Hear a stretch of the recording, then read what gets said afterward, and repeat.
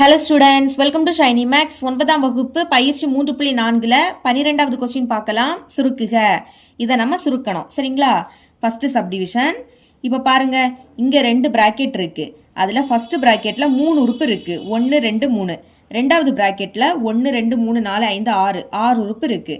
அப்போ ஃபர்ஸ்ட் பிராக்கெட்ல 3 உறுப்பும் ரெண்டாவது பிராக்கெட்ல 6 உறுப்பும் இருந்துனா நீங்க என்ன ஃபார்முலா யூஸ் பண்ணணும்னா a கூட்டல் b கூட்டல் c இன்டு a ஸ்கொயர் கூட்டல் b ஸ்கொயர் கூட்டல் c square minus ab minus bc minus ca இந்த ஃபார்முலா தான் யூஸ் பண்ணணும்.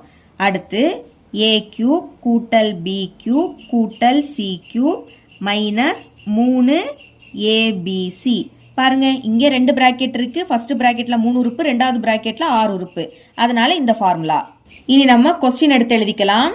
கொஸ்டின் எடுத்து எழுதிக்கிட்டேன். இப்போ நமக்கு இது இப்படி இருக்கு, அதை இந்த மாதிரி மாற்றி எழுதணும். சரிங்களா?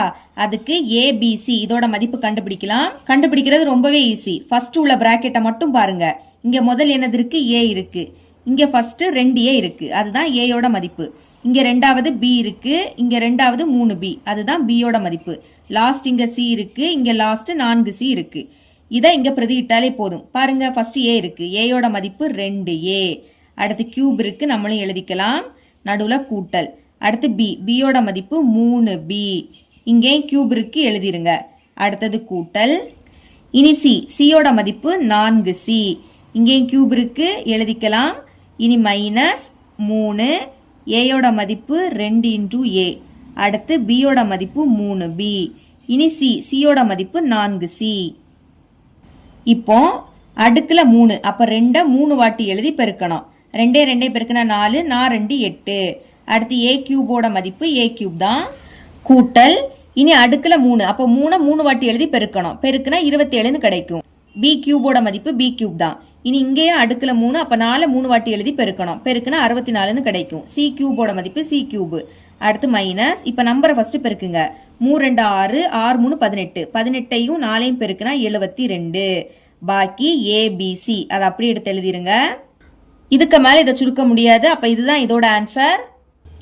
Second subdivision. இங்கே ரெண்டு பிராக்கெட் இருக்கு. ஃபர்ஸ்ட் பிராக்கெட்ல 3 உறுப்பு, ரெண்டாவது பிராக்கெட்ல 6 உறுப்பு. அப்போ அதே ஃபார்முலாவை எழுதிக்கலாம்.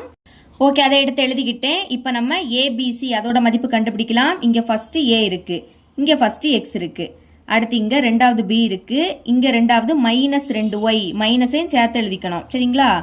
லாஸ்ட் இங்கே சி இருக்கு, இங்கே லாஸ்ட் 3z இருக்கு. இப்போ இந்த மதிப்பை இதில் பிரதியிடலாமா? பாருங்க, முதல் அங்க ஏ, ஏயோட மதிப்பு எக்ஸ். இனி கியூப் இருக்கு, நம்மளும் எழுதிக்கணும். அடுத்து கூட்டல் இருக்கு. இனி பி இருக்கு, பியோட மதிப்பு மைனஸ் 2y. அடுத்து இங்கேயும் கியூப் இருக்கு, எழுதிருங்க. அடுத்து கூட்டல். இனி சி இருக்கு, சியோட மதிப்பு 3z. இங்கே அதே மாதிரி கியூப் இருக்கு.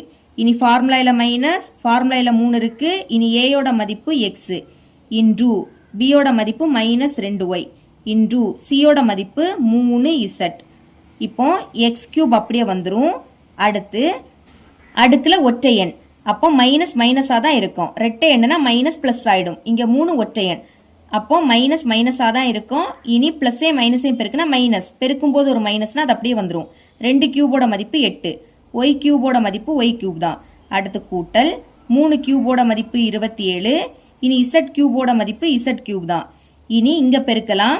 இங்கே 2 மைனஸ் இருக்கு, பெருக்கும் போது 2 மைனஸ்னா அது பிளஸ் ஆயிடும். இனி நம்பரை பெருக்குங்க. 3 2 6, 6 3 18. பாக்கி எக்ஸ் ஒய் இசட். அதை அப்படியே எடுத்து எழுதிக்கலாம். X into Y into Z. இதுதான் இதோட ஆன்சர். இவ்வளோ தான் இந்த சம்.